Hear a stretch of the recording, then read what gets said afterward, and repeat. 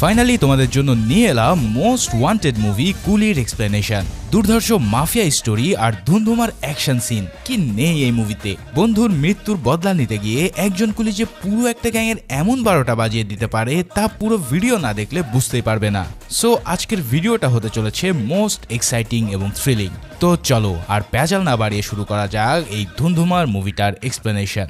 Movie শুরুতে আমরা একজন ব্যক্তিকে পুলিশের কাছে কিছু ইনফরমেশন দিতে দেখি। এই লোকটা ভারতের বিশাখাপত্তনম বন্দরে 1 বছর ধরে কুলির ছদ্মবেশে কাজ করছে, কিন্তু তার আসল কাজ হলো বন্দরের ভিতরে স্মাগলিং সিন্ডিকেটের গোপন সব তথ্য বের করা। এই বন্দর ভারতের অন্যান্য 8-10টা সাধারণ বন্দরের মতো নয়, কারণ এইখানে দেশের সবচেয়ে বড় স্মাগলার সাইমন জেভিয়ারের রাজত্ব চলে। সরকারের কাছ থেকে বন্দরের পুরো অংশ লিজ নেওয়ার পর এখন সে এই বন্দরের একচ্ছত্র মালিক। তার ছেলে অর্জুন বাবার স্মাগলিং গ্যাংয়ের সাথে সরাসরি যুক্ত থাকতে চায় না, তবে একজন কাস্টমার অফিসার হওয়ার বদৌলতে যে কোনো ধরনের সরকারি সমস্যায় সে তার বাবাকে প্রোটেক্ট করতে থাকে। বন্দরের মালিকানা পাওয়ার পর সাইমন এই বন্দরটাকে স্মাগলিং এর স্বর্গরাজ্য করে তুলেছে, কারণ প্রতিদিনই এখান থেকে পাচার হয় কোটি কোটি টাকা লাক্সারি ওয়াচ, স্বর্ণ এবং ইলেকট্রনিক্স জার। তার এই বিশাল সিন্ডিকেটে 14,000-এরও বেশি লোক কাজ করে এবং তাদের সবাইকে খুব কড়া চেকআপের মধ্যে দিয়ে প্রতিদিন বন্দরে ঢুকতে হয়। এমনকি কাউকেই তাদের ফোন পর্যন্ত নিতে দেওয়া হয় না। ইনফরমার আরও জানায় যে এই বন্দরের সবকিছু পরিচালনা করে থাকে দয়াল নামের এক খতরনাক গ্যাংস্টার। সাইমনের পর সেই হলো এই গ্যাংয়ের সেকেন্ড বস। নাম দয়াল হলে কি হবে, এই লোক কাউকেই বিন্দুমাত্র দয়া করে না। তাকে দেখেই মনে হয় যে তার মাথায়ও অনেক সিট আছে, তবে কাজের ক্ষেত্রে তার চেয়েও ডেঞ্জারাস আর কেউ এই তল্লাটে নেই। যদি তার গ্যাংয়ে কেউ বিশ্বাসঘাতকতা করে কিংবা বন্দরের ভিতরের খবর কেউ বাইরে পাচার করে, তাহলে তাদের ফ্যামিলিকে পর্যন্ত কেটে কুচি কুচি করে ফেলা হয়। এর জন্য এত বছরেও সাইমন গ্যাংয়ের ধারে কাছেও কেউ ঘেঁষতে পারেনি। তবে পুলিশ এই সিন্ডিকেটের লাগাম টানার জন্য বহুদিন ধরে চেষ্টা করে যাচ্ছে, তাই তারা সেখানে কুলির বেশে একজন ইনফরমারকে পাঠিয়েছিল। প্রায় 6 মাস ধরে পোর্টে কাজ করার পর সে পুলিশের কাছে এই ইনফরমেশনগুলো দিতে সক্ষম হয়। এর পরের দিন তার লাস্ট ওয়ার্কিং ডে শেষ করেই তার মিশন শেষ হয়ে যাওয়ার কথা, কিন্তু তার আগেই অর্জুন এসে দয়ালকে ইনফরমার থাকার খবরটা জানিয়ে দেয়। এই খবর শোনার পর দয়াল হ্যান্ড মাইক নিয়ে এসে 137 নম্বর কুলিকে সবার সামনে ডেকে নেয়। সেই ইনফরমার তার ডাকে ভয়ে ভয়ে সামনে এসে বারবার বলতে থাকে যে সে কিছুই জানে না। তবে দয়াল নিজের ফোন বের করে দেখায় যে তারা ইতিমধ্যে তার ফ্যামিলিকে জিম্মি করে রেখেছে, কিন্তু তবুও লোকটা স্পাই হওয়ার কথা অস্বীকার করলে তার স্ত্রী সন্তানদেরকে দয়ালের লোকরা খতম করে দেয়। তখন লোকটা বুঝতে পারে যে তার সবকিছু শেষ হয়ে গেছে, তাই সে প্রচন্ড আক্রোশে দয়ালের জামার কলার চেপে ধরলে সে তাকে সহজেই কাবু করে ফেলে। তারপর সবার সামনে তাকে মেরে জাহাজের ক্রেনের সাথে ঝুলিয়ে রাখা হয়। এরপর দয়াল সবাইকে সতর্ক করে দেয়। সে জানায় যদি কেউ এই কুলির মতন স্পাইং করার চেষ্টা করে তাহলে তাদের পরিণতিও একই হবে। তবে তাদের কাছে আরও একজন ইনফরমার থাকার ইনফরমেশন ছিল, যাকে তারা এখনো পর্যন্ত ধরতে পারেনি। তাই দয়াল সেই লোকটাকে ধরিয়ে দেওয়ার জন্য 2 কোটি টাকার পুরস্কার ঘোষণা করে। এর পরের সিনে আমরা সোজা চলে যাই চেন্নাই। দেবা নামের একজন ব্যক্তির কথা আমরা জানতে পারি, যার অধীনে চেন্নাইয়ের বড় একটা বোর্ডিং ম্যানশন রয়েছে।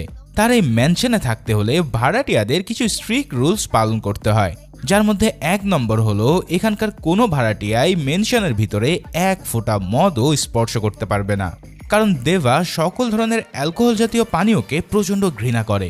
গত 30 বছর ধরে সে নিজেও এমন কোনো ড্রিঙ্কস ছুঁয়েও দেখেনি। শুধু কঠিন নিয়ম বাদেও দেবার চালচলনের জন্য ম্যানশনের সবাই তাকে ভয় পায়, কারণ তার কথাবার্তা এবং চালচলনে একটা অন্য লেভেলের সোয়াগ আছে। তবে বছরের একদিন ম্যানশনের সবাই মিলে উৎসব করার সুযোগ পায়। প্রতি বছরের এই দিনটাকে ম্যানশন ডে বলা হয়। তাই সারা বছর মদ ছুতে না পারলেও ম্যানশন ডেতে সবাই ম্যানেজারকে অনুরোধ করতে থাকে যে যেন সে দেবার কাছ থেকে একদিনের জন্য হলেও ড্রিঙ্কস করার পারমিশন আদায় করে। ম্যানেজার প্রথমে ভয়ে নাকচ করে দিলেও পরে সবার রিকোয়েস্টে সে দেবার কাছে যায়। এখানে দেবার কথা বলার ধরন দেখে আমরা বুঝতে পারি যে কেন সবাই তাকে এতটা ভয় পায়। যাই হোক, ম্যানেজার তাকে ভয়ে ভয়ে কথা বলার পর সে তেমন কোনো রিয়াকশন দেয় না, উল্টো সবাইকে ভীষণ অবাক করে দিয়ে বলে যে সে রাজি আছে এই মদ খাওয়ার জন্য।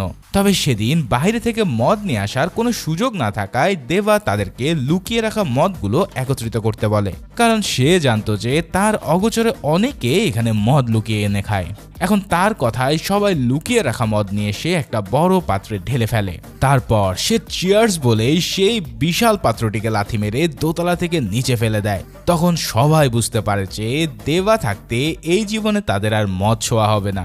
যাই হোক, উৎসবের এক পর্যায়ে দেবার কাছে হঠাৎ তার বন্ধু রাজশেখরের মৃত্যুর খবর আসলে সবকিছু রেখে সে দ্রুত বন্ধুর বাড়ির দিকে যায়। কিন্তু রাজশেখরকে শ্রদ্ধা জানানোর সময় তার মেয়ে প্রীতি এসে তাকে তৎক্ষণাৎ সেখান থেকে চলে যেতে বলে। কিন্তু দেবার প্রতি প্রীতির এতটা রাগের কারণটা কি, এই প্রশ্নের উত্তর তোমরা শীঘ্রই জানতে পারবে। যাই হোক, প্রীতির কাছ থেকে অপমানিত হয়ে দেব রাজশেখরের বাড়ির বাইরে বসে থাকে। তখন হঠাৎ রবি নামের এক লোককে সে মদের বোতল হাতে নিয়ে কান্না করতে দেখে। লোকটা বারবার বলে যাচ্ছিল যে এভাবে আমরা আর কতজনের লাশ দেখব। তার কথা শুনে দেবার মনে কিছুটা খটকা লাগে, আর সে তৎক্ষণাৎ রাজশেখরের অরিজিনাল অটোপসি রিপোর্ট দেখতে বলে। রিপোর্ট দেখার পর তার চোখ যেন প্রায় কপালে উঠে যায়, কারণ রাজশেখরের পরিবারের কাছে বলা হয়েছে যে সে হার্ট অ্যাটাকে মারা গেছে, কিন্তু অরিজিনাল অটোপসি রিপোর্ট তো সম্পূর্ণ ভিন্ন কথা বলছে। দেবা আরও জানতে পারে যে রাজশেখরের যে রিসার্চ সেন্টারে কাজ করত সেখানকার চাকরিটা সে 5 বছর আগেই ছেড়ে দিয়েছিল। তাহলে এতদিন ধরে সে কি করত আর নিজের পরিবারকে বা কিভাবে চালাতো? এই সব প্রশ্নের উত্তর খোঁজার আগে সে প্রীতির সাথে আরেকবার দেখা করতে যায়। প্রীতি এবারও তাকে তাড়িয়ে দিতে চাইলে দেবা 2 মিনিটের সময় নিয়ে তাকে রাজশেখরের অরিজিনাল অটোপসি রিপোর্ট দেখায়। সেখানে পরিষ্কার বলা আছে যে তার বুকে কোনো ভারী অস্ত্র দিয়ে আঘাত করা হয়েছে, অর্থাৎ তার মৃত্যু একেবারে ন্যাচারাল হার্ট অ্যাটাকে হয়নি। এখন যে রাজশেখরকে হত্যা করেছে সে নিশ্চয়ই তার পরিবারের পিছনেও লেগে থাকবে। তাই দেবা প্রীতিকে প্রোটেক্ট করার জন্য তার পাশে থাকতে চায়। কিন্তু প্রীতির কথা হলো যে তার বাবা তো আর কখনো ফিরে আসবে না, তাই সে দেবাকে ব্যাপারটা ভুলে গিয়ে নিজের মতো করে থাকতে দিতে বলে। কিন্তু দেবা তার সামনে প্রতিজ্ঞা করে যে সে রাজশেখরের মৃত্যুর বদলা নিয়ে ছাড়বে, কারণ সে তার আপন ভাইয়ের মতো ছিল। এরপর দেবা রাজশেখরের সেই মাতাল বন্ধু রবিকে খুঁজে বের করে। তাকে বেশ কয়েকবার জিজ্ঞাসাবাদ করার পর অবশেষে সে দেবাকে একটা গোপন জায়গায় নিয়ে যায়, যেখানে গত 5 বছর ধরে রাজশেখরের অফিস ছিল। রবি জানায় যে রাজশেখর রিসার্চ সেন্টারে কাজ করার সময় অনেক ইফোর্ট দিয়ে একটা ইলেকট্রিক চেয়ার বানিয়েছিল, যার সাহায্যে সহজে যে কোনো মৃতদেহ সৎকার করে তাকে ইনস্ট্যান্ট ছায়ে পরিণত করা যেত। এখন এতে করে প্রচলিত পদ্ধতির চাইতে পরিবেশের দূষণটাও অনেক কম হতো। কিন্তু অথরিটি তার এই দারুণ আবিষ্কারটাকে অ্যাপ্রুভাল দেয়নি, কারণ যদি এই চেয়ার ক্রিমিনালদের হাতে যায় তাহলে কি হবে তা তো তোমরা বুঝতে পারছো। শুধু তাই নয়, তারা চেয়ারটাকে অ্যাপ্রুভাল তো দেয় না, উল্টো সেটাকে তারা জব্দও করে নিয়ে যায়। এই অবস্থায় রাজশেখর বুঝতে পারছিল না যে সে কি করবে। এদিকে ঠিক এই সময়টাতে সাইমন ছিল একটা উঠতি গ্যাংস্টার। সে তার সিন্ডিকেটের নিয়মের বাইরে গিয়ে প্রচুর স্মাগলিং করে কোটি কোটি টাকা কামাতে শুরু করে। ফলে সিন্ডিকেটের বাকিরা কিছুতেই তার এমন আঙ্গুল ফুলে কলা গাছ হওয়ার রহস্য কোনোভাবেই বুঝতে পারছিল না। তাই তারা সবাই মিলে তাকে প্রাণে মারার চেষ্টা করতে থাকে। কিন্তু সাইমন একাই গ্যাংয়ের কম্পিটিটরদের মেরে উপরে পাঠাতে শুরু করে। তবে যখনই সে কাবু হয়ে যেতে থাকে তখনই তার প্রোটেক্ট করার জন্য চলে আসে বিশ্বস্ত সঙ্গী দয়াল। তাকে বাঁচাতে গিয়ে দয়াল নিজের পিঠে বেশ কয়েকটা ছুরির কোপও খায়। তার এই অবস্থায় গিয়ে সাইমনও পাগলের মতো পিস্তল চালিয়ে সবাইকে খতম করতে থাকে। অবশেষে তারা সমস্ত কম্পিটিটরদেরকে শেষ করে দিয়ে সে নিজের একটা এম্পায়ার বানাতে সক্ষম হয়। তবে ফাইট করতে গিয়ে এক রাতেই তাদের 22 জন লোককে খুন করতে হয়েছিল। এখন এত বডি তারা কোথায় লুকাবে তার চিন্তায় সাইমনের রাতের ঘুম হারাম হয়ে যাওয়ার জোগাড়। ঠিক তখনই তার ছেলে অর্জুন এসে জানায় যে কিছুদিন আগে সে কাস্টমসে এমন একটা লোককে দেখেছে যে একটা অদ্ভুত চেয়ার আবিষ্কার করেছিল।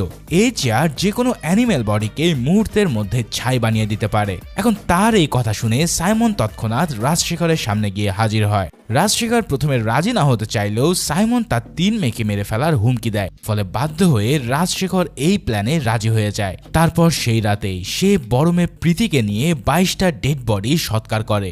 তার চেয়ার সত্যি সত্যি এক নিমেষে সবগুলো বডিকে পুড়িয়ে ছাই করে দিচ্ছিল।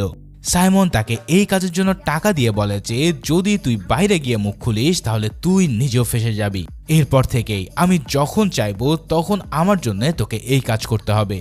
এই কথা শোনার পর রাজশেখর সাইমনের কর্মচারী হতে বাধ্য হয়। তার জন্য গোপন একটা অফিসও সেট আপ করা হয়, যেখানে সে প্রতিনিয়ত সাইমন আর দয়ালের মার্ডার করা বডিগুলোকে ছাই বানাতো।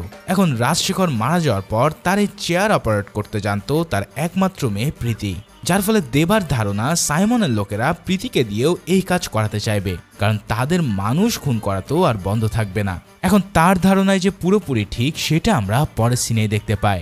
রাজশেখরের মৃত্যুর পর ডেড বডিগুলোকে সৎকার করতে না পেরে সাইমন ভীষণ চিন্তায় পড়ে যায়।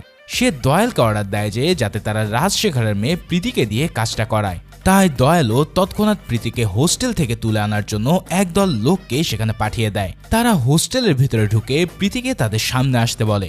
এখন প্রীতি তাদের সামনে আসার পর যদি সে তাদের সাথে নিচ থেকে গাড়িতে না আসে তাহলে তার গায়ে হাত তোলারও হুমকি দেয় তারা। ঠিক তখনই দেবা এসে বলে যে যদি সাহস থাকে তো হাত লাগিয়ে দেখা।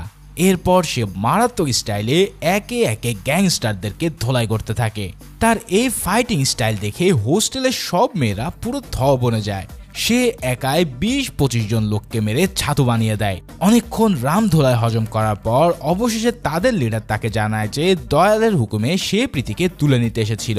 তখন দেবা বলে ওঠে, আরে এই কথা বললে তো আমি নিজে গিয়ে তোমাদের সাথে দেখা করতে যাইতাম, কারণ এই মেশিন তো একমাত্র আমি অপারেট করতে পারি। কিন্তু বাস্তবে তো দেবা এই মেশিনটা চালুই করতে জানে না। তবে তবুও সে প্রীতিকে নিয়ে দয়ালের কাছে যায় মেশিন অপারেটরের জন্য। তবে এর পিছনে তার আসল উদ্দেশ্য হলো ধীরে ধীরে এই গ্যাংয়ে নারী নক্ষত্র সব জেনে ফেলা। এদিকে দয়াল তাকে দেখে বিশ্বাসই করতে পারছে না যে সে এতগুলো লোককে পিটিয়েছে, আর তার গ্যাংয়ের লোকেরাও তাকে পুলিশের লোক ভাবতে থাকে। এদিকে সাইমন আবারও দয়ালকে ফোন করে মেশিন অপারেটর খোঁজার জন্য চাপ দিতে থাকে।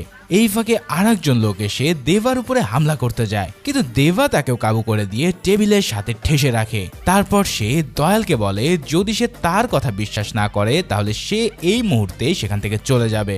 তখন দয়াল বাধ্য হয়ে তাকে সেই গোপন রুমে নিয়ে গিয়ে এরপর এক ডেড বডিকে চেয়ারে বসিয়ে মেশিনটাকে চালু করতে বলে।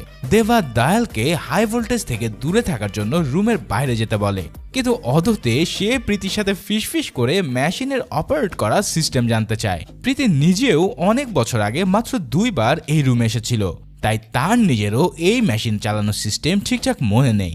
তবে তারা দুজনে মিলে বেশ কয়েকবার চেষ্টা করার পর মেশিনটাকে চালু করতে সক্ষম হয়। দয়ালও মেশিনটা চালু হতে দেখে যেন আকাশে চাঁদ হাতে পায়। তারপর চোখের পলকেই মেশিনটা ডেড বডিকে পুরোপুরি ছাই বানিয়ে ফেলে। তারপর থেকে দেবা প্রীতিকে সাথে নিয়ে এই মেশিন অপারেট করতে থাকে, অর্থাৎ সে এখন রাজশেখরের মতোই সাইমনের জন্য কাজ করছে। তবে গোপনে গোপনে সে নিজের ইনভেস্টিগেশন চালিয়ে যেতে থাকে। এরই মধ্যে একদিন অর্জুন তার গ্যাংয়ে এমন আরেকজনের খোঁজ পায় যে সবার অজান্তে পুলিশের সাথে গিয়ে দেখা করেছিল। সাথে সাথে সে দয়ালকে ব্যাপারটা জানিয়ে দেওয়ার পর দয়াল তার হাতে লিটারেলি প্যারাক ঢুকিয়ে দেয়। সেদিন তাদের পোর্টে একটা বিয়ের অনুষ্ঠান হওয়ায় সাইমন নিজেই সেখানে উপস্থিত হয়। এখন তার সামনে ঋষিকে জিজ্ঞেস করা হলে প্রথমে সে তার হাতে থাকা প্যারাকগুলো খুলে নেয়।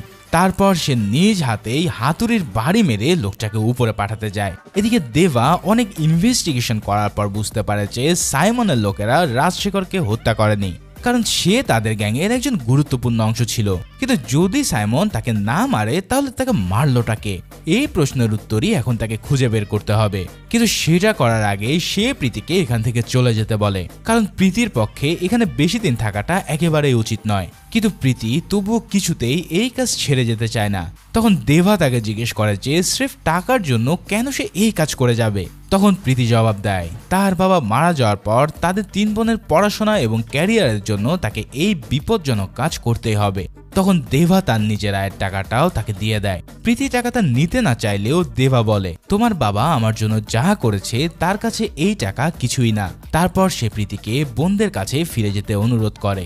ঠিক এই মুহূর্তে দয়াল তাকে ফোন করে প্রীতিকে তার কাছে নিয়ে আসতে বলে আর জানিয়ে দেয় যে এটা স্বয়ং সাইমনের অর্ডার। তাই অগত্যা সে প্রীতিকে নিয়ে আবারও সাইমনের সাথে দেখা করতে যায়। সাইমন তাকে দেখেই অদ্ভুত ভঙ্গিতে তাকিয়ে বলে আরে তোমাকে আমি কোথায় যেন দেখেছি। কিন্তু দেবা অবাক হওয়ার ভান করে বলে যে সে আগে কখনো সাইমনকে দেখেনি। তখন সাইমন ব্যাপারটাকে মাথা থেকে ঝেড়ে ফেলে তাদের দুটো বডি দেখায়। তবে তাদের বডির মধ্যে একজনকে দেখে দেবার মতন আমার চোখও কপালে উঠে যায়, কারণ এই ডেড বডিটা ছিল সাইমনের একান্ত ডান হাত দয়ালের। তার মানে আগের সিনে সাইমন ঋষি নামের সেই লোকটাকে হাতুড়ি দিয়ে মারার বদলে দয়ালকে বাড়ি মেরে হত্যা করেছিল। সাইমন জানায় যে তার পিছনে ছুরি মেরে বসা পুলিশ লোকটা আর কেউই নয় বরং এই দয়াল। ভাই রে ভাই, এমন টুইস্ট যে পাবো সেটা আমি একবারে ভাবতে পারিনি। সাইমন ঋষির বদলে দয়ালকে হাতুড়ি দিয়ে বাড়ি মারতে মারতে উপরে পাঠিয়ে দেয়। তারপর সে 2 কোটি টাকার পুরস্কারের বোর্ডটা যে আগে ছুঁতে পারবে তাকে সে 2 কোটি টাকা দেওয়া হবে বলে ঘোষণা দেয়। তখন পোর্টের সমস্ত লোকের মধ্যে পুরো হুলস্থুল বেঁধে যায় এবং এক লোক শেষ পর্যন্ত বোর্ড ছুঁয়ে পুরস্কার আদায়ও করে নেয়।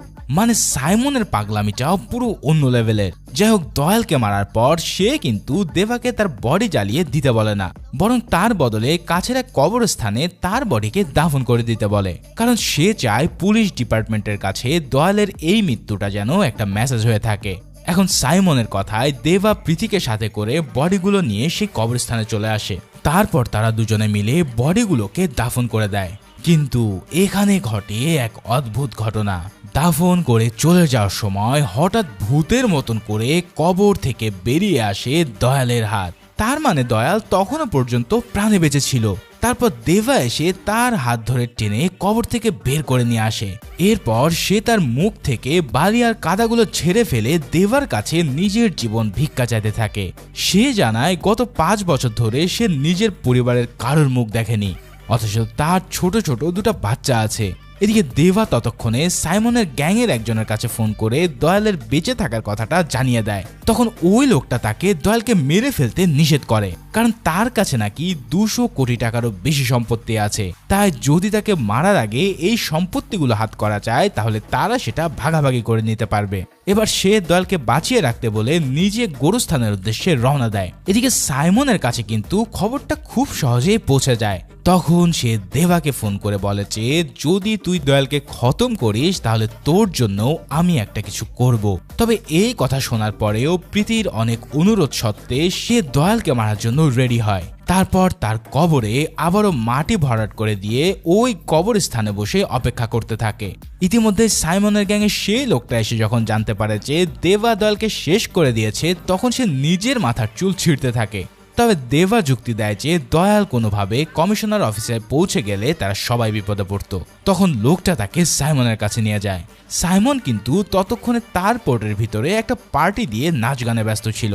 এদিকে দেবা আসার পর সে মিউজিক থামিয়ে তাকে কাছে ডেকে বসায়। তারপর সে ল্যাপটপ ওপেন করে বলে যে বলেছিলাম না দয়ালকে শেষ করে দিলে তোর জন্য একটা কিছু করব, এই নে, এটাই তোর জন্য একটা বড় গিফট।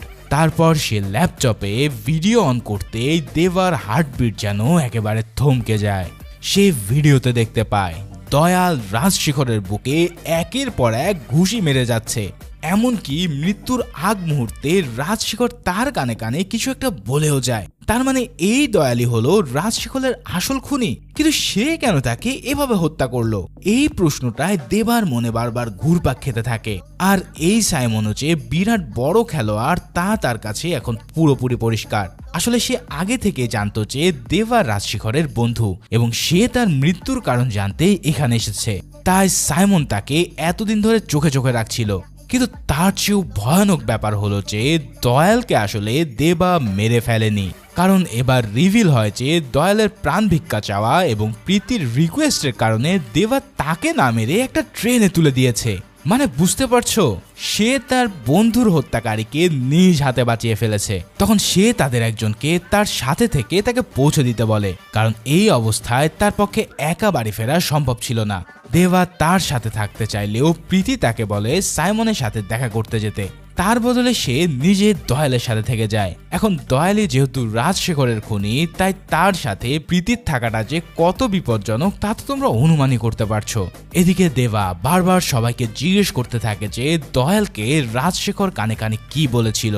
তখন সাইমন বলে এখন আর এই প্রশ্ন করে লাভ কি, কারণ দুজনই তো উপরে পৌঁছে গেছে। আসলে সাইমন কিন্তু তখনও জানে না যে দয়াল এখনো বেঁচে আছে। ঠিক তখনই দেবার কাছে দয়ালের ফোন আসে, আর ততক্ষণে সে প্রীতিকেও জিম্মি করে নিয়েছে। এবার দেবাই তার কাছে জানতে চাইছে মৃত্যুর আগে রাজশেখর তার কানে কানে কি বলেছিল। তখন দয়াল বলে সে তার কানের কাছে এসে বলেছিল পাওয়ার হাউস। এখন এই পাওয়ার হাউস যে কি তা জানতে হলে আমাদের ফিরে যেতে হবে আরো 30 বছর আগের সময়ে। দেবা তখনকার সময়ে পোর্ট ইউনিয়নের কুলিদের কাছে লিডার ছিল, আর সেই সময়টাতে কোনো না কোনো মারামারির লড়াইয়ে সে লেগেই থাকতো। এছাড়াও তার বন্ধু রাজশেখর তাকে প্রতিবারই সাপোর্ট দিয়ে যেত। শুধু বন্ধুই নয়, দেবা ছিল রাজশেখরের আপন বোনের প্রেমিক। ঠিক এই কারণেই আমরা প্রীতিকে দেবার হাতে একটা ছবি দিতে দেখেছিলাম, যা ছিল তার আর রাজশেখরের বোনের ফাইনাল স্মৃতি। প্রীতির মা এবং দেবার প্রেমিকা দুজনেই এক মর্মান্তিক গ্যাস সিলিন্ডার বিস্ফোরণে মারা গিয়েছিল। যাই হোক, 30 বছর আগে একদিন রাজশেখর তাকে এমনই এক মারামারির পর জীবনে আর কোনোদিন অ্যালকোহল পান না করার প্রমিস করায়। সেই থেকে 30 বছর অবধি দেবা মদের বোতলও ছুঁয়ে দেখেনি। তবে অবাক করা ব্যাপার হলো যে আজ সে সাইমনের এক অফারেই মদের বোতল হাতে নিয়ে নেয়। তারপর অদ্ভুত ভঙ্গিতে মদ নিজের দাড়িতে মেখে সে মদ খেতে শুরু করে। তার এই অবস্থা দেখে সেই লোকটা এগিয়ে আসে যে তাকে দয়ালকে বাঁচিয়ে রাখতে বলেছিল। লোকটা তাকে বলে যে সে জানে দেবা প্রীতির সাথে ডিল করে দয়ালের সাথে কিছু একটা করেছে, তাই যদি দেবা তাকে সেটা না বলে তাহলে সে তাকে শেষ করে দেবে। তখন দেবা তাকে কোনো জবাব না দিয়ে তার বুক বরাবর তলোয়ার চালিয়ে দেয়। তখন সাইমন তার দিকে পিস্তল তাক করে বসলে সে জানায় এই লোকটা তাকে দয়ালকে বাঁচিয়ে রাখতে বলেছিল। কিন্তু এই কথা শুনে সাইমন বলে, সেটা না হয় মানলাম, কিন্তু এ কখন মরবে সেটা কেবল আমি ঠিক করব। তারপর সে দেবাকে সরি বলতে বললেও দেবা তার কথায় পাত্তা না দিয়ে সোজা হেঁটে বেরিয়ে যায়, যার ফলে সাইমনও তাকে মারতে পারে না, কারণ দেবাকে আগে সে কোথায় একটা যেন দেখেছিল এবং এটা তার মনে বারবার একটা খটকা দিয়ে যাচ্ছে। এদিকে দেবা বেরিয়ে আসার পর দয়াল তাকে ফোন করে বলে যেহেতু পৃথিবীর সবার চোখে সে এখন মৃত, তাই দেবাকে তার কথা মতো চলতে হবে। এখন প্রীতি যেহেতু তার হাতে বন্দি রয়েছে, তাই দেবা এই কথায় রাজি হয়ে যায়। তারপর দয়াল প্রীতির কাছে বর্ণনা করে যে সে কিভাবে তার বাবাকে হত্যা করেছিল। আসলে রাজশেখর সাইমনের কথায় কাজ করতে করতে নিজের অজান্তেই অনেক ইনফরমেশন জোগাড় করে ফেলেছিল। সেই ইনফরমেশন জোগাড় করে সে একটা ফাইলও তৈরি করে। তবে দয়াল সেটা জেনে যাওয়ার পর সে তাকে প্রচন্ড টর্চার করতে থাকে। তখন রাজশেখর তাকে বলে যে তার মৃত্যুটা যেন সে ন্যাচারাল ভাবে সাজায়, কেননা তা না হলে তাকে মারার জন্য এমন এক ব্যক্তি আসবে যার নাম পাওয়ার হাউস। তার মুখে এই কথা শোনার পরে দয়াল তার হৃৎপিণ্ড বরাবর ঘুষি মারতে মারতে তাকে শেষ করে দেয়। কিন্তু যদি সে সাইমনের কথা মতো সব কাজ করে যাচ্ছিল, তাহলে সে তাকে আন্ডার কভার পুলিশ অফিসার কেন ভেবে বসলো? সবকিছু যেন কেমন গুলিয়ে যাচ্ছে, তাই না? চিন্তা করো না, মুভির শেষের দিকে তোমরা এমন শক পাবে যা কখনো ভুলতেই পারবে না। যাই হোক, দয়াল প্রীতিকে জিম্মি করে রেখে দেবাকে দিয়ে নিজের সবগুলো কাজ করাতে থাকে। তার ইনস্ট্রাকশন অনুযায়ী দেবা বেশ কিছু জায়গায় ঘুরে গোপন একটা ফাইল আনার জন্য একটা সিক্রেট ভল্টে যায়। তবে সেখানে হঠাৎ তার সাথে দেখা করতে চলে আসে সাইমনের ছেলে আর্জুন। আসলে আর্জুন তার প্রেমিকাকে বিয়ে করতে চাইলেও কোনোভাবেই সেই কথা সাইমনকে বলতে পারছিল না, তাই সে দেবাকে দিয়ে এই কথাটা বলার প্ল্যান করছিল, কারণ একমাত্র তাকেই সে সাইমনের চোখে চোখ রাখতে দেখেছে। এখন দেবার কাছ থেকে সে সময় চাইলেও সেও তার সাথে সময় মতো কথা বলবে বলে জানিয়ে দেয়। তারপর দেবা আবারও দয়ালের ইনস্ট্রাকশন অনুযায়ী সিক্রেট এক রুমে পৌঁছে যায়, যেখানে আগে থেকেই কিছু লোক আর এক ইনফরমারকে নিয়ে বসেছিল। এই লোকটাই সাইমনের ঘোষণা অনুসারে বোর্ড খুলে 2 কোটি রুপি পুরস্কার পেয়েছিল। এখন তাকে পাহারা দেওয়া গ্যাং লিডার দেবাকে বলে দেয় যে এর কাছে তো 2 কোটি টাকা আছেই, আর যদি তাকে বসের হাতে তুলে দেওয়া হয় তাহলে আমরা আরো 2 কোটি টাকা পেয়ে যাব, তাই ভালো হবে যদি তুইও আমাদের সাথে ডিল করে নিস। এখন তাদের কথায় দেবাও লোকটাকে সাইমনের কাছে নিয়ে যাওয়ার জন্য রাজি হয়। তবে গাড়িতে ওঠার পরেই হঠাৎ লিডারের মনে একটা খটকা লাগে। তারা সবাই গ্যাংয়ের সদস্য হওয়ার কারণে রুমের দরজার পাসওয়ার্ড তাদের সবার কাছে আছে, কিন্তু দেবা এখানে এলো কি করে? তার তো কোনোভাবে এই পাসওয়ার্ড জানার কথা না। তাকে এই কথা জিজ্ঞেস করার পর সেও কোনো জবাব না দিলে সব গ্যাংস্টাররা ধারালো অস্ত্র নিয়ে তাকে মারার জন্য তেড়ে আসে। তবে দেবা তার মারাত্মক স্টাইলে তাদের সবাইকে একে একে খতম করতে থাকে। প্রচুর অস্ত্রশস্ত্র নিয়ে হামলা করেও কেউ তার একটা চুলও বাঁকা করতে পারেনি। উল্টো তাদের সবাইকে সে তাদেরই অস্ত্র দিয়ে মেরে উপরে পাঠিয়ে দেয়। এই লোকগুলোকে খতম করার পর দেবা বন্দি অবস্থায় থাকা ইনফরমারের মুখের বাঁধন খুলে দেয়। তারপর সেই লোকটা তাকে জানায় যে দয়াল তাকে যেই ফাইলটা নিয়ে আসতে বলেছে সেটা কোনো মামুলি ফাইল নয়।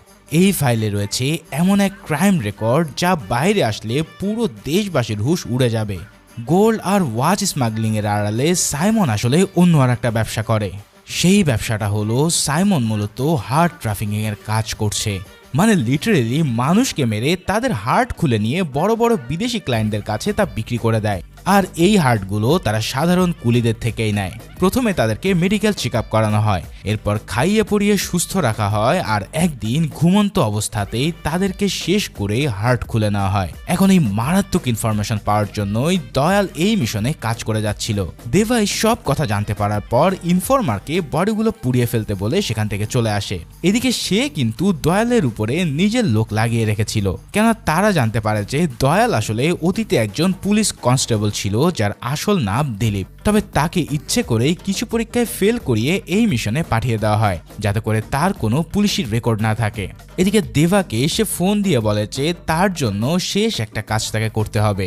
সাইমনের ছেলে অর্জুনকে যেন সে পোর্ট থেকে তার কাছে নিয়ে আসে, তারপরে সে প্রীতিকে ছেড়ে দেবে এবং দেবাও তার হাত থেকে রেহাই পাবে। এদিকে প্রীতিকে সে লিটারেলি কুকুর বাঁধার চেন দিয়ে বেঁধে রেখেছিল, তবে দেবা তাকে এখনই কিছু না করে সবকিছু শেষ অবধি পৌঁছাতে চায়। তাই সে তার কথা মতোই অর্জুনের সাথে দেখা করে। অর্জুনও তাকে নিজের কথাটা বলার জন্য তার গাড়িতে উঠে বসে।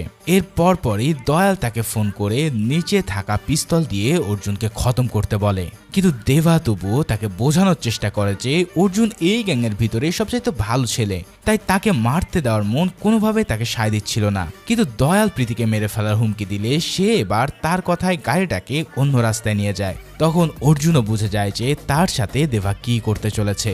তখন সে বলে যে অনেকদিন ধরেই সে এই গ্যাং থেকে বেরোনোর চেষ্টা করছিল, কিন্তু তার বাবা সাইমনের জন্য সেটা সম্ভব হয়ে ওঠেনি।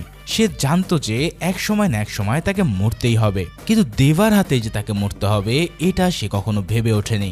দেবা তার কথায় কোনো জবাব না দিয়ে তাকে নদীর তীরে নিয়ে যায়। সেখানে তার জন্য বসে অপেক্ষা করছিল তার প্রেমিকা। দেবা অর্জুনকে মারার বদলে বোটে করে তাকে পালিয়ে যেতে বলে। অর্জুন তার এই কথায় বেশ অবাক হলেও তার চোখে মুখে কৃতজ্ঞতা ফুটে ওঠে। এদিকে সাইমন তখন হার্ড স্মাগলিং চক্রের বিদেশি মেম্বারের সাথে একটা মিটিংয়ে ব্যস্ত ছিল। এই মিটিং শেষে দাহা নামের আর একটা বড় মাফিয়ার সাথে তার দেখা করার কথা। এখন তার আগেই তার কাছে খবর আসেছে অর্জুন দেবার সাথে গাড়িতে করে কোথাও যাচ্ছে। দেবা অর্জুনকে ছেড়ে দেওয়ার পর সাইমন তাকে ফোন করলে সে জানায় যে সে বন্ধুদের সাথে পার্টিতে আছে। তারপর সে নিজের প্রেমিকার সাথে একত্রিত হয়ে পালানোর জন্য রেডি হয়। এদিকে দেবা যে তাকে ছেড়ে দিয়েছে এই খবরটা খুব দ্রুত দয়ালের কানে চলে আসে। তখন সে দেবাকে ভিডিও কল করে তার সামনে প্রীতিকে 15 তলা থেকে ফেলে দেওয়ার হুমকি দেয়। দেবা প্রথমে প্রীতিকে ছেড়ে দেওয়ার জন্য মিনতি করলেও হঠাৎ তার গলার স্বর চেঞ্জ হয়ে যায়। তার মুখে নিজের আসল নাম শুনে দয়াল ভূত দেখার মতো চমকে ওঠে। তারপর সে দয়ালকে বলে তার লোকদের পাঠিয়ে চেক করে নিতে চেয়ে ওই সিক্রেট ভল্টে কোনো ফাইল আছে কিনা। দয়াল তার লোকদের পাঠিয়ে জানতে পারে যে দেবা আগে থেকেই সেখান থেকে সব ফাইল গায়েব করে দিয়েছে। শুধু তাই নয়, দেবার হাতে জিম্মি হওয়ায় প্রীতির 2 বোনকেও সে উদ্ধার করে নেয়। তবুও দয়াল প্রীতিকে মারার হুমকি দিলে দেবা এবার একটা অ্যাটম বোমা বিস্ফোরণ ঘটায়। সে হাসতে হাসতে বলে অর্জুনকে ছেড়ে দেওয়ার পরপরই দয়ালের কাছে এই খবর পৌঁছে গিয়েছিল। তখন দেবাও নিশ্চিত হয় যে এই খবর আসলে অর্জুনের প্রেমিকায় তার কাছে লিক করে দিয়েছে, কারণ সেখানে অর্জুন এবং সেই মেয়েটা ছাড়া আর কেউই ছিল না। তার অ্যাসিস্ট্যান্টের সাহায্যে সে মুহূর্তের মধ্যে মেয়েটার পরিচয় জেনে যায়। এই মেয়েটা আসলে দয়ালের স্ত্রী কল্যাণী, যে তার সাথে মিলে এই মিশনে কাজ করে যাচ্ছে। ভাইরে ভাই, চিন্তা করো কি লেভেলের টুইস্ট দিল এখানে। অর্জুন তাকে নিয়ে বেরিয়ে পড়ার আগেই দেবা তাকে সত্যটা জানিয়ে কল্যাণীকে বেঁধে ইলেকট্রিক চেয়ারে বসিয়ে রাখে। এখন স্ত্রীর মায়ায় দয়াল পুরোই ভীতু ইঁদুর হয়ে প্রীতিকে ছেড়ে দেয়, আর প্রীতিও দেবার কথা মতো তার হাতে ও গলায় চেন পরিয়ে দেয়। এরপর সে তার মনের স্বাদ মিটিয়ে এক থাপ্পড় মেরে সেখান থেকে চলে আসে।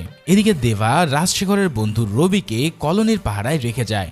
যাবার আগে রবি তাকে জানায় যে যদি কেউ তার পুরাতন ল্যান্ডলাইনে ফোন করে কুলির নাম্বার জানতে চায় তাহলে সে হবে দেবার বায়োলজিক্যাল সন্তান। আসলে রাজশেখরের বোনের গর্ভে দেবার এক সন্তান জন্ম নিয়েছিল, যা সে তার কাছ থেকে লুকিয়ে রেখেছিল। সে কয়েকবার মেনশন এসে তাকে এই কথাটা বলার চেষ্টা করেও সত্যটা বলতে পারেনি। এখন রবির মুখ থেকে এই সত্যটা জানার পর দেবাই পুরো ইমোশনাল হয়ে যায়। তৎক্ষণাৎ সে নিজের সঙ্গীদের ফোন করে খোঁজ নেয় যে তার ল্যান্ডলাইনে কেউ তার কুলির নম্বর জানতে চেয়েছে কিনা, কিন্তু তখনও পর্যন্ত তার কাছে এমন কোনো ফোন আসেনি। এরপর সে ম্যানশনের দিকে রওনা দেয়, কারণ ইতিমধ্যে ম্যানশনে সাইমনের লোকরা এসে পৌঁছেছে। দেবা চলে যাওয়ার পরপরই কল্যাণী ভীষণ জোরে সোরে কান্না শুরু করে দেয়। তার কান্না দেখে অর্জুন প্রথমে রেগে গেলেও তার মন গলে যায়। ও যে বলে না, প্রেমের মরা জলে ডোবে না। যাই হোক, রবি তাকে অনেক নিষেধ করা সত্ত্বেও সে কল্যাণী সব বাঁধন খুলে দেয়, আর এখানেই কল্যাণী মুক্ত হয়ে তাকে জড়িয়ে ধরে কাঁদতে থাকে। তবে পরক্ষণেই সে তাকে ঝেড়ে ফেলে দিয়ে বেলুম পেটানো শুরু করে। মানে বুঝতেই পারছো, বেঈমানরা কখনো ঠিক হয় না। এরপর দেবার লোকেরা তার উপরে হামলা করতে এলে সে তাদেরকেও মেরে শেষ করতে থাকে। আসলে এই কল্যাণী দয়াল তথা দিলীপের বউ নয়, বরং এই মিশনের একটা পার্টনার ছিল। পুলিশ ডিপার্টমেন্ট থেকে তাদের দুজনকে একত্রে করে এই মিশনের জন্য সিলেক্ট করা হয়। তবে তারা দুজন চিন্তা করে যে পুলিশের কথা মতো কাজ করলে তারা কেবল মেডেলই পাবে, কিন্তু কায়দা করলে এখান থেকে তারা প্রচুর সম্পত্তি হাতে করে নিতে পারবে। তাই এই মিশনের নাম করে তারা অনেক দিন ধরে এই গ্যাংয়ের পিছনে লেগেছিল, অথচ 5 বছরেও তাদের এই মিশন শেষ হয়নি। অন্যদিকে রাজশেখরকেও দয়াল ঠিক এই কারণে মেরেছিল, যাতে তারা দুজন ছাড়া আর কেউই এই সিক্রেটগুলো জানতে না পারে। যতদিন তারা নিজেদের লাভ করতে পারবে ততদিন সেখানে থেকে যাবে। তারপর তারা পুলিশের হাতে সব জমা দিয়ে মেডেলও কামিয়ে নেবে। কিন্তু তাদের সব প্ল্যান একেবারেই মাঠে মারা যায়। যাই হোক, কল্যাণী সেখান থেকে বেরোনোর পর দয়ালকে ফোন করে জানায় যে সে মুক্ত হয়ে গেছে। আর এই কথা শুনে দয়াল এক মুহূর্ত দেরি না করে প্রীতিকে খুঁজতে বের হয়। ওদিকে দেবার লোকেরা তাকে নিয়ে তৎক্ষণাৎ অনেক দূর চলে গিয়েছিল, কিন্তু দয়াল দুজন লোকের কাছ থেকে বাইক ছিনিয়ে নিয়ে সেটাকে দ্রুত গতিতে চালিয়ে তাদের ধরে ফেলে। চলন্ত অবস্থাতেই সে তাদের গাড়ির ভিতর ঢোকার চেষ্টা করলে ব্যাপক এক ধস্তাধস্তি হয়। তাতে গাড়িটাও কন্ট্রোল হারিয়ে রোডের ডিভাইডারের সাথে বাড়ি খেয়ে থেমে যায়। তারপর দয়াল প্রীতিকে ধরার জন্য এগিয়ে গেলে তার লোকেরা বাধা দেয়। দয়াল এবার তাদেরকেও মেরে শেষ করতে থাকে। তবে সবাইকে শেষ করার আগেই একজন লোক প্রীতিকে নিয়ে পালিয়ে যেতে সক্ষম হয়। তারা দুজনে একটা ট্রেনে উঠে পড়লেও কিছুক্ষণের মধ্যে দয়াল সেখানে হাজির হয়। তারপর সে ট্রেনের ভিতরেই প্রীতিকে ধরার জন্য এগিয়ে যেতে থাকে, কিন্তু ট্রেনের বিভিন্ন বগিতে দেবার আরো লোক ছিল। তারা সবাই মিলে দয়ালকে আটকাতে যায়, কিন্তু তারা প্রত্যেকেই একে একে দয়ালের হাতে খতম হতে থাকে। মানে এই দয়াল যেন এক সাক্ষাৎ রাক্ষস। এদিকে দেবা তার ম্যানশনে গিয়ে দেখে যে প্রীতির 2 বোন সেফ আছে, আর এটা দেখে সে হাফ ছেড়ে বাঁচে।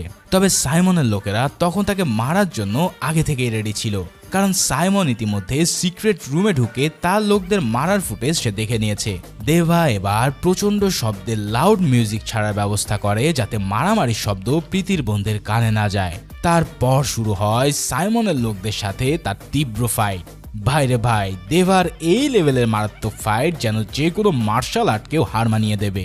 সে একাই সাইমন গ্যাংয়ের সবাইকে মেরে শেষ করতে থাকে। ওদিকে দয়ালও দেবার লোকদের মারতে মারতে প্রীতির একেবারে কাছে পৌঁছে যায়। তখন আর প্রীতি কোনো উপায় না পেয়ে হঠাৎ রাজশেখরের একটা কথা মনে করে।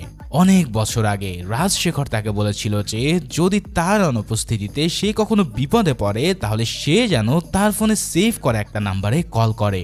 এরপর এই নম্বরে কল করে কুলি নাম্বার 5822 বললেই তাকে উদ্ধার করতে একজন লোক আসবে। কিন্তু সেই লোকটা যে দেবা সেটা সে প্রীতিকে জানায়নি। প্রীতি আর কোনো উপায় না দেখে রাজশেখরের কথা মতোই দেবার নাম্বারে ফোন করে। সেই সময় মেনশনের ভেতরে দেবার ফোন বেজে উঠলে সে ফোনটা ধরতে পারছিল না, কারণ সাইমনের গ্যাংয়ের সাথে তার ব্যাপক মারামারি হচ্ছিল। তবে দেবা একাই তাদের সবাইকে ঝেড়ে ফেলতে সক্ষম হয়। তারপর ফোন ধরতেই ওই পাশ থেকে প্রীতির কণ্ঠ শুনে তার বুক ধরফর করে ওঠে।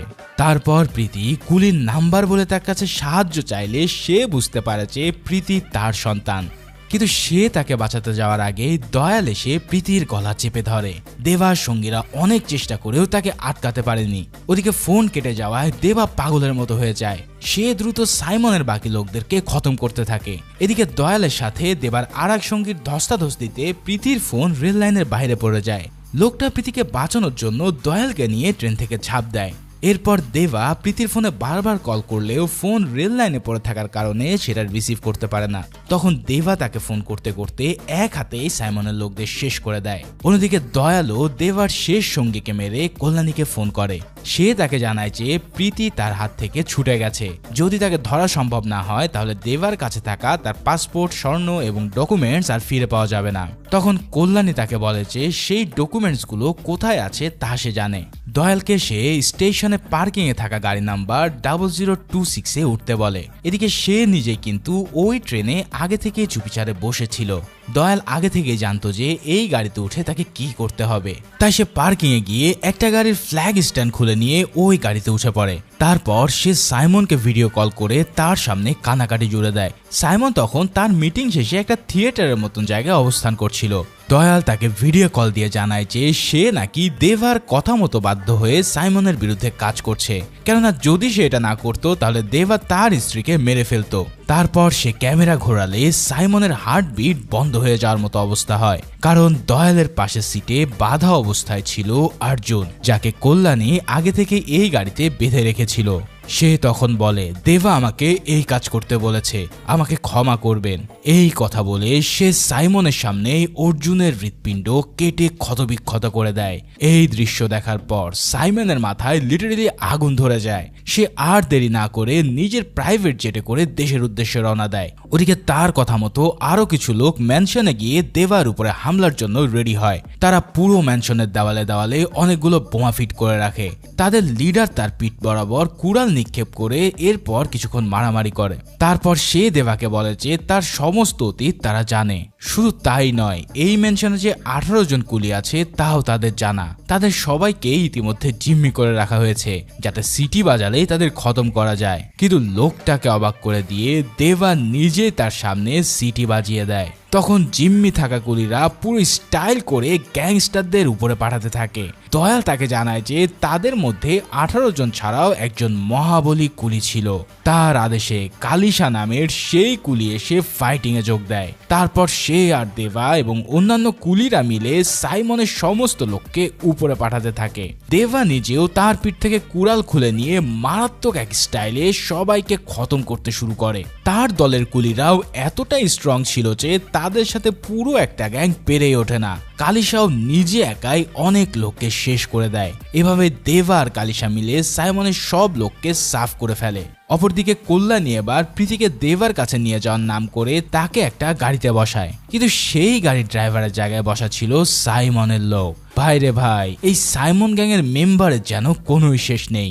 সেই লোকগুলোকে দেখে কল্যাণী তার জুতোয় লুকিয়ে রাখা ছুরি বের করতে গেলে তাদের অস্ত্র দেখে সে চুপ মেরে যায়। তারপর তারা তাকে সোজা সাইমনের কাছে নিয়ে যায়। সাইমন প্রীতিকে বসিয়ে রেখে কল্যাণীকে বলে, আমার 5000 কোটি টাকার সম্পত্তি ভোগ করার মতন কেবল একজনই এই দুনিয়াতে ছিল, কিন্তু তার আমার সম্পত্তির উপরে কোনো ইন্টারেস্ট ছিল না। তা না হলে সে আজ আমার এই চেয়ারে বসে থাকতো, আর তুই কিনা তাকেই প্রেমের জালে ফেসিয়ে খতম করে দিলি। এরপর সে দয়ালকে ভিডিও কল করে কল্যাণীর অবস্থা দেখায়। কল্যাণী বারবার তাকে মিনতি করে জানায় যে সে দয়ালের কথা এসব করতে বাধ্য হয়েছে। ঠিক এখানেও সে সাইমনের সাথে সিম্পেথি গেম খেলে তার গলায় ছুরি বসাতে যায়, কিন্তু সাইমন তো আর কাঁচা খেলোয়াড় না, তাই সে তার হাত ধরে ওই ছুরি দিয়ে তাকে শেষ করে দেয়। আর অন্য পাশ থেকে দয়াল এই দৃশ্য চেয়ে চেয়ে দেখা ছাড়া আর কিছুই করতে পারে না। এদিকে দেবা এবার প্রীতিকে বাঁচানোর জন্য সোজা সাইমনের কাছে এসে হাজির হয়। সাইমন তাকে বলে যে যদি সে দয়ালকে ছেড়ে না দিত তাহলে আজ অর্জুন বেঁচে থাকতো। এরপর সে প্রিয়জন হারানোর বেদনাটা দেবাকে ফিল করানোর জন্য প্রীতিকে তার সামনে মারার হুমকি দেয়। এরপর সে দেবাকে তার রিয়েল পরিচয় রিভিল করতে বলে, কারণ তার কাছে শুরু থেকেই দেবাকে পূর্ব পরিচিত মনে হচ্ছিল। এরপর সে নিজের লোককে দিয়ে প্রীতির হার্ট খুলে নেওয়ার জন্য তাকে অপারেশন চেম্বারে পাঠিয়ে দেয়। সে তার লোকদেরকে ওয়াকি টকিতে তার সিগন্যালের জন্য ওয়েট করতে বলে। এরপর দেবা ধীরে ধীরে তার সামনে বলতে শুরু করে নিজের অতীত ইতিহাস। অনেক বছর আগে দেবা একজন কুলি ছিল, তা তো তোমরা জানোই। তার মতন কুলি ইউনিয়নে আরো অনেক কুলি মালিকের আদেশ মতন পণ্য আনা নেওয়া করত। এখন তাদেরকে দেওয়া বক্সগুলোর ভিতরে কি আছে তারা সেটা কখনোই জানতো না। তো এভাবেই একদিন বিদেশের এক মালিকের আদেশে পণ্য নিতে গিয়ে তাদের সব বক্সে ড্রাগস ধরা পড়ে। তখন তাদেরকে বলা হয় যে যদি 100 জন লোক নিজেদের অপরাধ স্বীকার করে নেয় তাহলে সবাইকে ছেড়ে দেওয়া হবে। এখন তাদের মধ্যে অনেকেই তখন নির্দোষ হওয়া সত্ত্বেও অপরাধের বোঝা নিজেদের কাঁধে নিয়ে নেয়। ফলে রাজশেখরের বোনের স্বামী দেবাও নিজের স্ত্রীর কথা না ভেবে এই দলেই যোগ দেয়। ঠিক এর জন্যই প্রীতি তাকে ঘৃণা করত, কারণ সে নিজের পরিবারের কথা চিন্তা করেনি। যাই হোক, পরে তাদের ছেড়ে দেওয়ার বদলে সেই মালিকেরা সমুদ্রের মাঝখানে গিয়ে তাদের মেরে ফেলতে চায়। তখন সেখানে প্রচন্ড এক ফাইটিং হয় এবং প্রচুর লোক তাতে মারা পড়ে। তবে কুলি ইউনিয়নের লিডারের হাতে সেই মালিকও নিজের প্রাণ হারায় এবং তার সব লোককেও সেই লিডার খতম করে দেয়। এই লিডার ছিল দেবরাজ ওরফে দেবা নিজে, এবং সেই পোর্টের মালিকের নাম ছিল জেভিয়ার, যে কিনা এই মাফিয়া সাইমনের আপন বাবা। ভাই রে ভাই, এই পর্যায়ে এসে এমন টুইস্ট রিভিল জাস্ট ফাটাফাটি ছিল। সেই সময় কিশোর সাইমন নিজের চোখে তার বাবাকে দেবার হাতে মরতে দেখেছিল, তাই শুরু থেকেই দেবাকে তার বারবার পূর্ব পরিচিত মনে হচ্ছিল। এই সব কিছু স্বীকার করার পর দেবা ওয়াকি টকি এক মুহূর্তের জন্য অফ করে জানায় যে প্রীতি তার বন্ধুর মেয়ে নয়, বরং সে হচ্ছে তার নিজের মেয়ে। এবারে সব কিছু জানার পর সাইমন পাগলের মতন দেবাকে মারতে যায়। তখন মুভির সবচেয়ে ইন্টেন্স ফাইটটা তাদের দুজনের মধ্যে শুরু হয়ে যায়। কেউ যেন এই ফাইটে কারো চেয়ে একদম কম যায় না। প্রথমে সাইমন মার খেলেও পরক্ষণে সে দেবাকে মক্ষম জবাব দিতে শুরু করে, আর দেবাও সাইমনের হাতে থাকা পিস্তল দিয়ে তার লোকদের খতম করতে থাকে।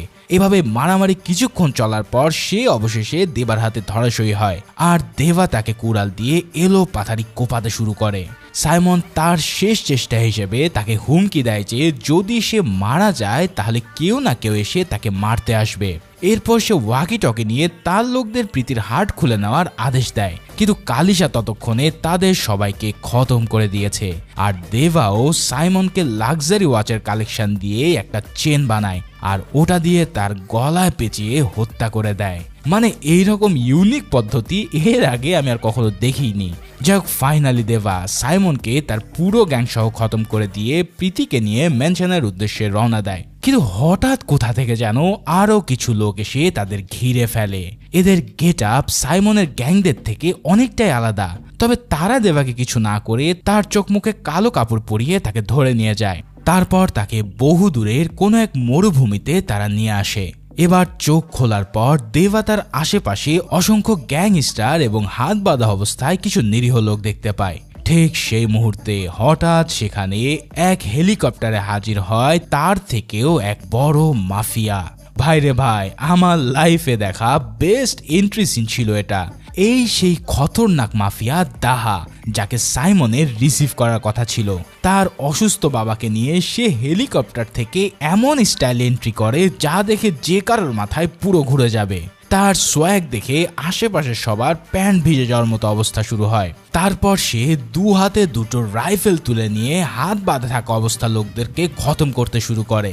এরপর সে তার বাবা কাকরকে জিজ্ঞেস করে যে দুশ্মনদের সে তো খতম করে দিয়েছে, এবার বাকিদের সাথে সে কি করবে। কাকর তাকে দেবা সহ বাকিদের খতম করার আদেশ দেয়। ঠিক তখনই দাহা হাতে তলোয়ার তুলে নিয়ে দেবার গলায় জোরে এক কোপ বসাতে যায়, কিন্তু হঠাৎ তার মুখ দেখে সাথে সাথে সে তার তরোয়াল থামিয়ে ফেলে। তারপর আমরা ফ্ল্যাশব্যাকে একটা সিন দেখতে পাই, যেখানে 30 বছর আগে দেবা যখন জেভিয়ার সহ তার পুরো গ্যাংকে খতম করে ফেলে, তখন দূর থেকে দাহা তার চেয়ে চেয়ে দেখছিল।